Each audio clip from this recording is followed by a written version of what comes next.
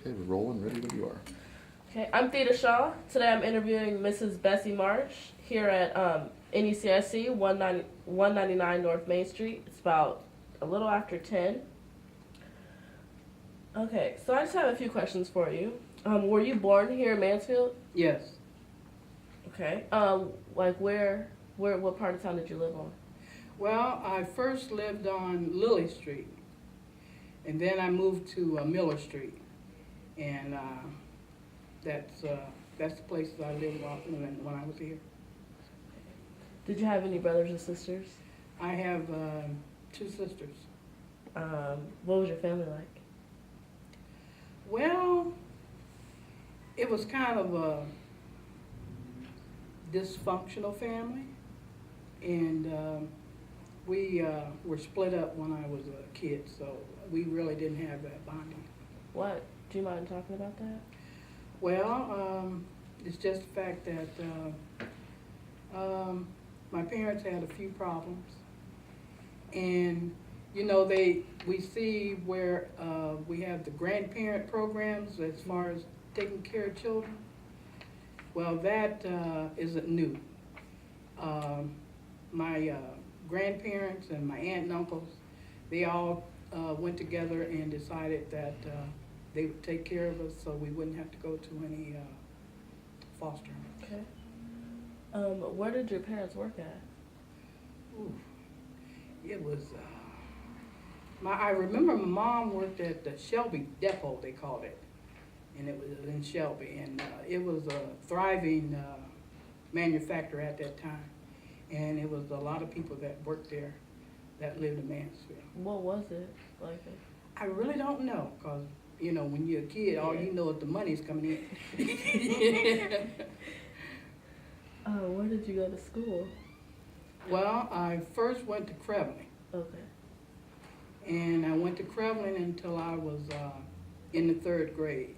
And that's where the split up as far as the family happened. And my aunt and uncle that took me, they lived on Miller Street. So then I went to West 5th Street School. And I went there until they moved on Longview. And then after they moved on West Longview, I went back to Crevlin.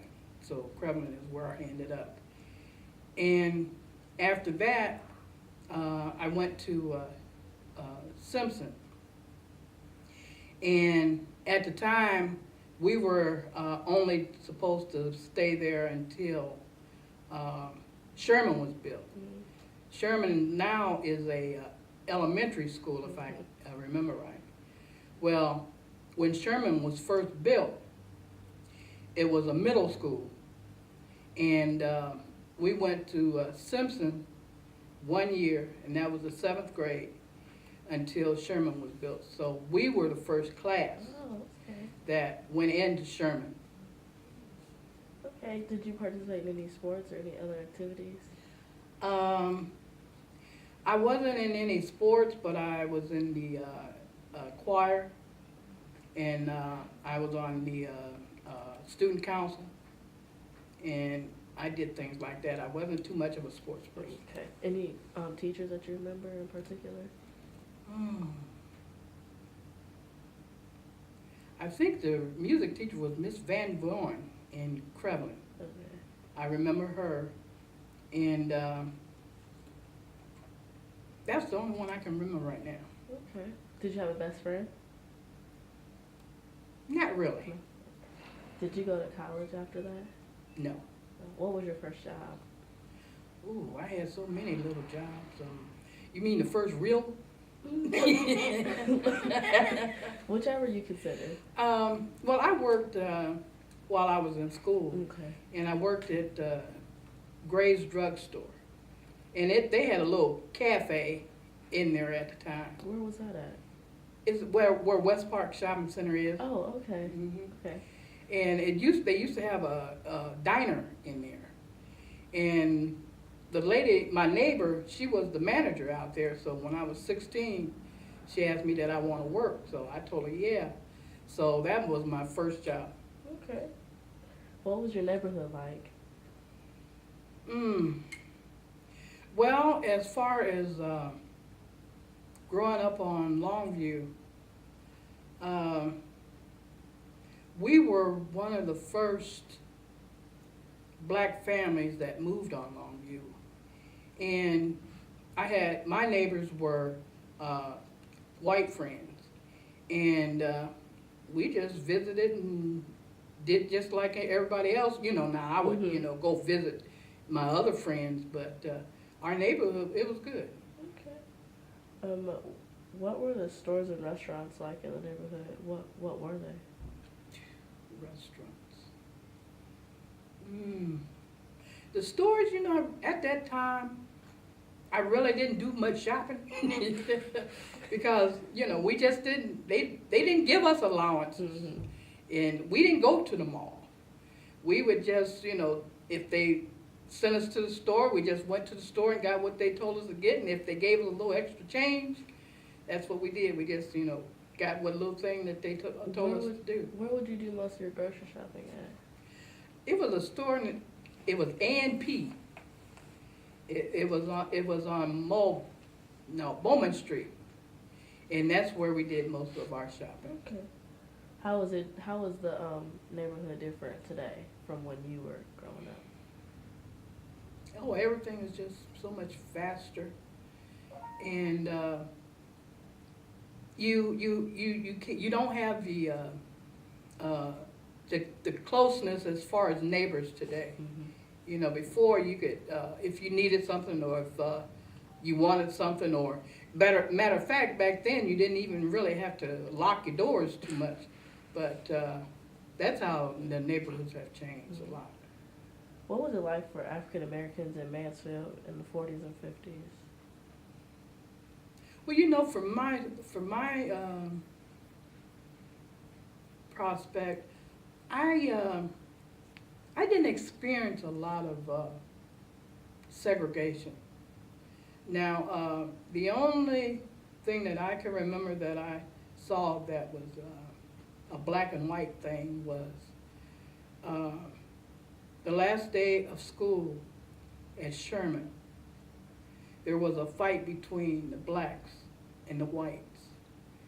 And I don't know really what spurred it or what came up, or if they had planned to do it, before the last day. But that was really my first evidence of people not really getting along. Mm. Do you know what the cause of the fight was? I really don't know. Okay. How did the racial bias affect you? How did it affect your life? Well, like I said, I didn't experience a lot of that for myself, but being in the 60s, even though we were Northerners, we knew what the South was dealing with. Mm-hmm. And when you would see on TV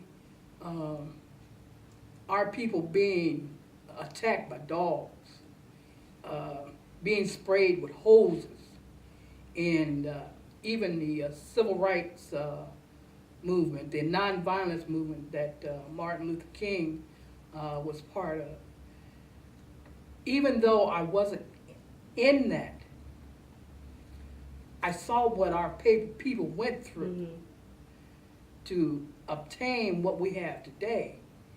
And it just hurts my heart that the young people of the day don't have any idea mm-hmm. what we went through. And speaking on that, in that type of movement, we didn't only have blacks fighting, we also had whites fighting. And, I think we ought to focus on the whites also that fought to help us. And I can remember when Martin Luther King was assassinated. I was a young mother at the time. And I can remember feeling the hopelessness that the one that we felt was our leader had been taken away from us.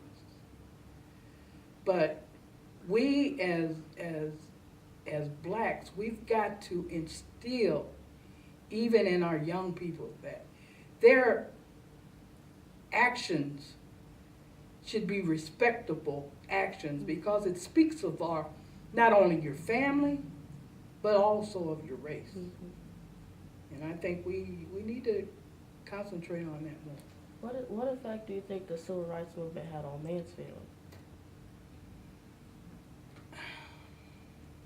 I'm pretty sure that it had some positive aspects, because we even had, in the old days they called it, O.C. Hill. He was a councilman.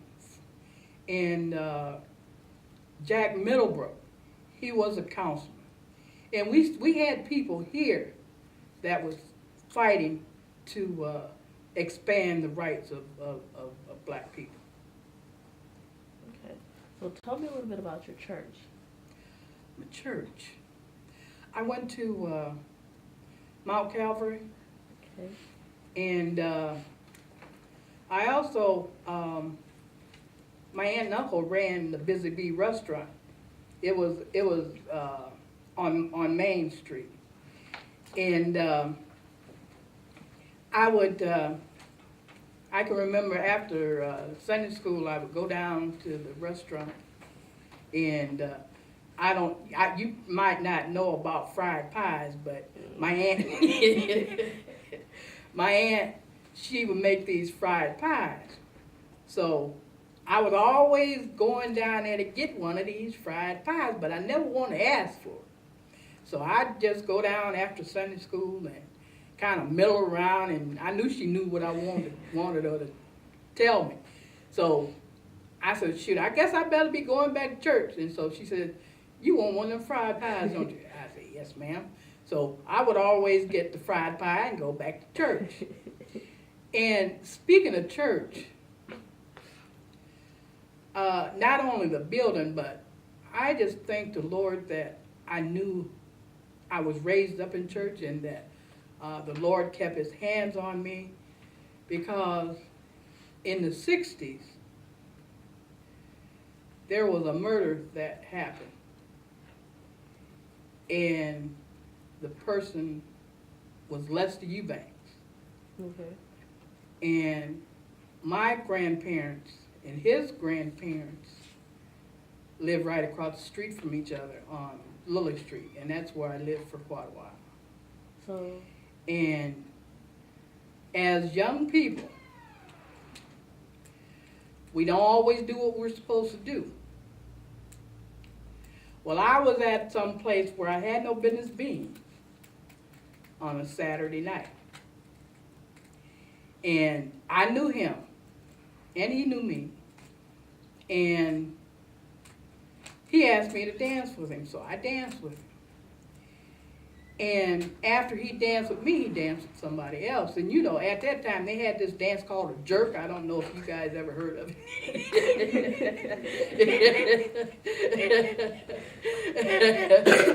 But it was a dance that you move pretty vigorously. Okay. And as he was dancing with this girl, the gun fell out.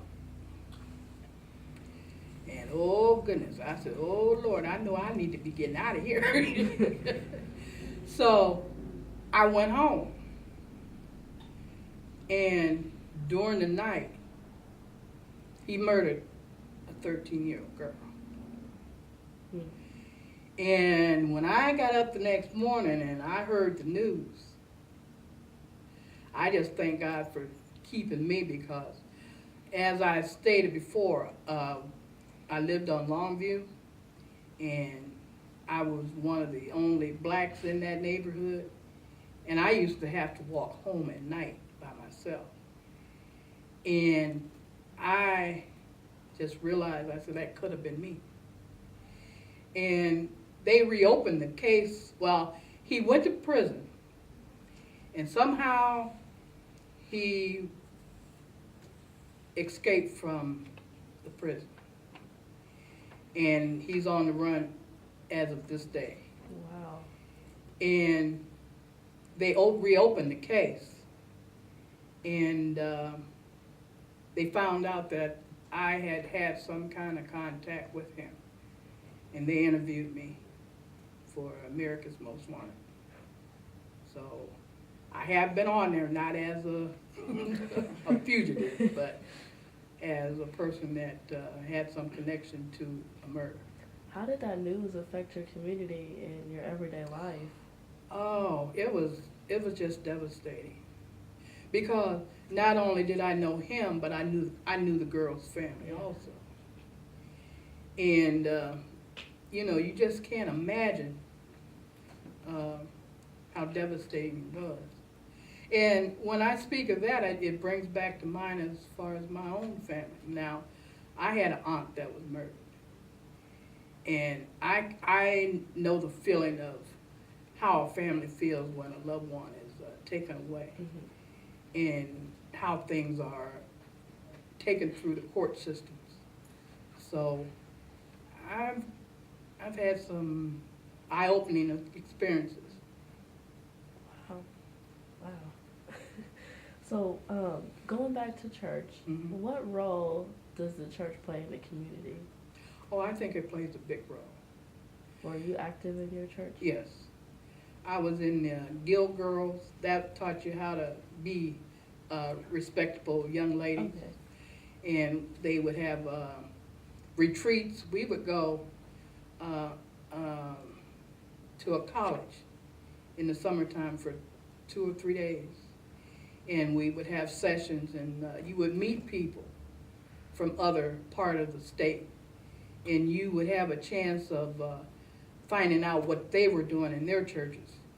And I thought it was real good to my bringing up and for my character.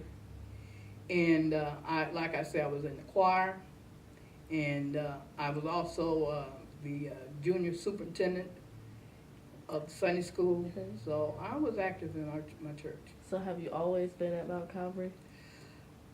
Well, I started out at Mount Calvary, but I met this young man, and his name is Johnny Marsh, and we fell in love, so I moved my membership to Mount Hermon. Okay. So tell me about your fondest memory growing up in the North End or Mansfield in general. I just remember that when kids just had fun together. You played together. You didn't always have a lot of drama mm-hmm. that was happening like you do today.